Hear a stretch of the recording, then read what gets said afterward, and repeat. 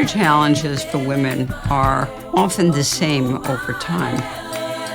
They're still the major caregivers, and so the challenges are combining career and family. At some point in the past, it would have been combining a job and a family, or combining work at all in a family. Some other challenges that are even more important today concern the challenges of being a single mom. Education, first and foremost, gives you the skills, imparts to you.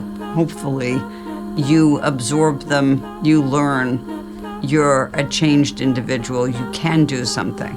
But in addition, it may also indicate to others that you can do that. When you've never seen an individual in a position, you might doubt anyone, men and women might doubt that she had the ability in that position. Education serves a very important role in many ways, certifying that the individual can do something. Whether she has a law degree or a medical degree or a PhD, that doesn't mean that the individual is accepted in that position, but she's going to be more accepted.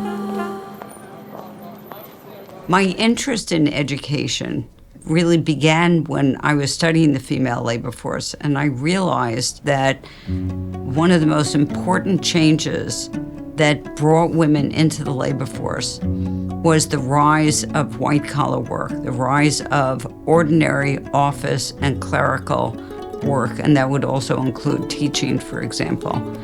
That manufacturing work was often stigmatized, but once women entered white-collar work and had more education, the stigma, the social norm that married women shouldn't work was, in some cases, simply reduced, but often simply eliminated. And so it became important for me to understand how it was that women in the US, for example, gained enough education to flood the labor market. Women in the labor force who were in white-collar work, the fraction doubled from 1900 to 1920, that early. The way in which economists generally think about changes in employment and in hours is going back to the workhorse and standard labor-leisure choice model. And that is that as the opportunity cost of time increases, as your wage increases, you then reduce the time that you spend in the home and you increase the amount of time that you spend in the labor market. My work expands on that and says, well, we can use that, but we have to change the income and substitution effects by looking more at history.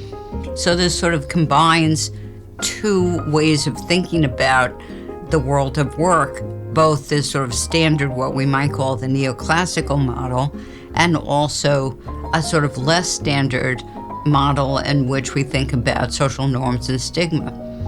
There are other ways of thinking about this as well, and it's my sense that we do better when we involve many different aspects of theory and let the data tell us and let the history tell us what is the correct way to look at it.